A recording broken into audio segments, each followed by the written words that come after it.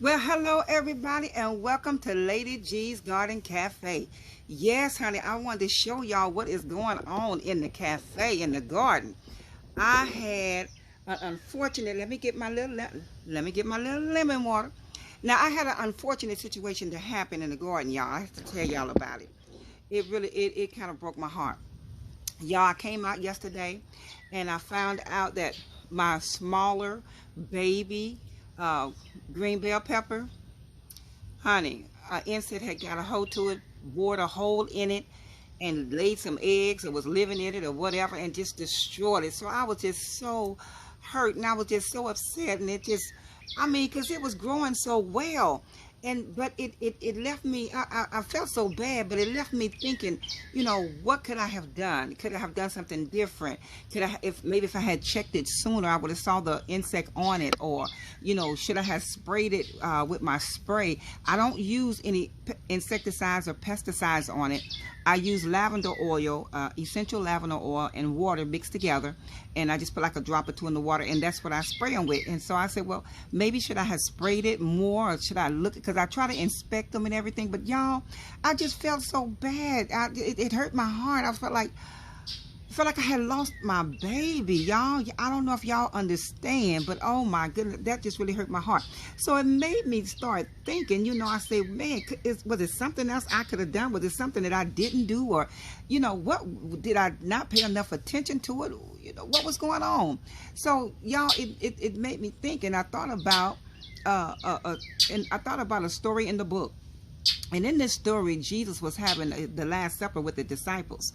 And Jesus made a bold statement. He said, he was sitting there with the 12 disciples, and he was like, one of y'all going to deceive me. And they was like, wait a minute, going to deceive you? Wait, what?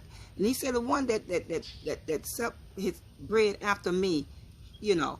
And he was like, wait, they was all like, surely you're mistaken, master. We know that you know all things, and we know that you're all knowing, but wait, wait a minute. So y'all, all of them start looking around at each other, and they begin to say, Lord, is it I? Lord, is it me? Is it me, Lord? Is it me? And so it finally got around to Judas, and he was like, is it I? And he was like, uh, whatever you got to do it quickly. And wait a minute. So Judas got up and went on about his business of betraying Jesus. And it made me think about how sometimes when things don't go the way we expected, the way we plan to go, we have a tendency to blame ourselves, and we start saying, well, my marriage failed. Lord, was it me? And I know sometimes it takes two, and sometimes it takes one, but but a lot of times, even when it's not our fault, we tend to try to find a reason. What did we do? How could we have done things different? How could I have made that better? How could I have fixed it? Well, honey, y'all, there, especially in a relationship, it takes two people. You can't fix a relationship that you're the only one pulling to fix. Does that make sense? You cannot work out something that it takes two to work out, and it's only one working. Can't do it. If you pulling the wagon up a hill and everybody is in the wagon, it's gonna make the weight heavier. And it was just like when Jesus knew. He said, well, one of y'all gonna deceive me. One of y'all gonna betray me. And even though Judas knew that he was the one, he already knew in his mind how he felt. People already know how they feel about a situation before they get out of it. I heard somebody say that before a marriage fails, it's already ended 5 to 6 months before the initial putting in of the paperwork, because people have made up their mind that they're done and they're finished and they're out, and they just going through the motions in most cases. It is my desire that people that have rocky relationships, that there would be a way that you can mend and repair your relationship. Because I don't know if you know it, but I realize that repair is cheaper than replace. And a lot of times people are looking to replace and looking to tear down and start over, when all they have to do is repair what's broken. Sometimes it's easier to just repair it. But we're so busy saying, Lord, is it I? Is it me? What can I have done different?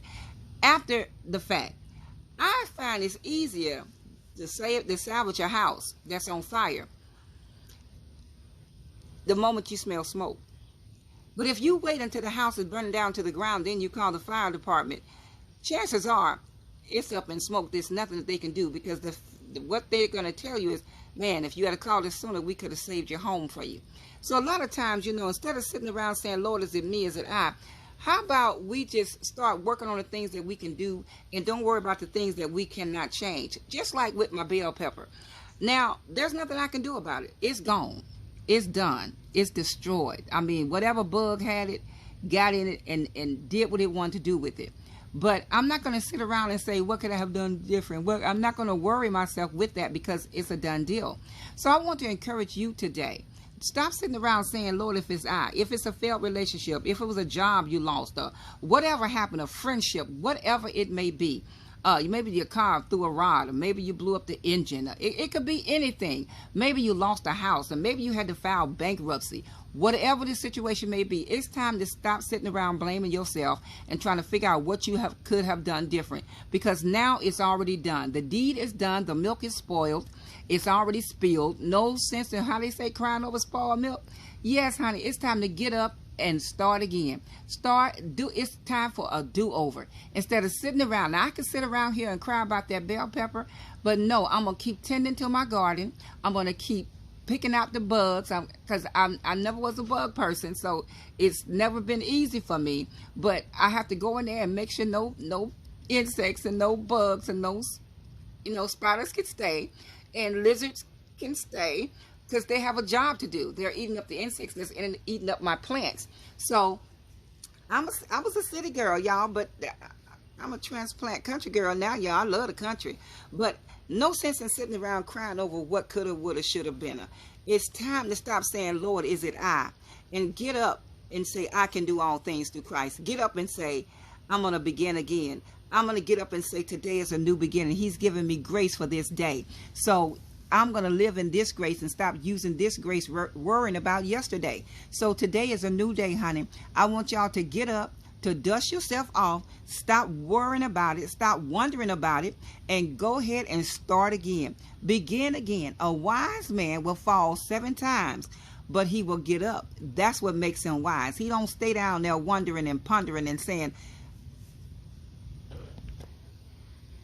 okay, so it's just time for us to stop sitting around wondering and pondering about what coulda, woulda, shoulda, and if I had did this, maybe that would have happened, or maybe I should have said this, or maybe I should have acted this way, or maybe I should have wore that, or maybe I should have did my hair like that. No, honey, you go on and be you, and you be the best you can be, honey, because if a person don't like you for who you are, they're not going to like you for who you're trying to be. So stop sitting around wondering, Lord, is it I? And get up, dust yourself off, pick yourself up, shake off all that old stuff, all that old hurt, all that old doubt, self-hate. Don't hate yourself, honey. Love yourself. Love who you are. Love the skin you in, because ain't nothing you can do about it, honey. Love who you are. Stop worrying about what coulda, woulda, shoulda, and live your life. All right? So this is Lady G coming to you this morning, telling you to stop worrying about what could have been. Stop worrying about the what ifs and, Lord, is it I? And maybe I should have did this. Stop doing that. Live your life. Live for the future. The past is in the past. There's nothing we can do about the past, but we can learn from it and have a better future. These flies is just something else out here today. I don't know what's going on with them. But yeah, learn from your past to prepare a better future. All right, y'all, this is Lady G coming to you from Lady G's Garden Cafe, minus 1 bell pepper. And did y'all see? I got another one growing. So, see, and that's what happens. When you lose something, don't you know the Most High will bring something better in your life? So just like I had 1 bell pepper to go, did you see how big the other one has gotten? It's getting big. It's getting ready for me to harvest. I've learned that word, that you harvest. So I have a couple of more growing in its place. So that's what happens. Yes, you have lost some things, and yes, some things have fallen off and people have walked away from you. But honey, they just make a room for the better, honey, for the better that's coming. Your latter shall be greater than your former. All right. So this is Lady G coming to you straight from Lady G's Garden Cafe, telling you, honey, to stop worrying about what if, and Lord, if it's me, and if I could have did this. Just do your best from this day forward to live your best life. All right. So if y'all like this video, I want y'all to give me a thumbs up on the way out the garden, okay? And share it. All right. And if you're watching this by way of YouTube, I want to ask you to hit that like button. And then I want you to subscribe if you haven't already. And then hit the notification bell, because that will let you know the next time I upload another video. So until the next time, I want y'all to have a wonderful day on purpose. Until the next upload. Later, y'all.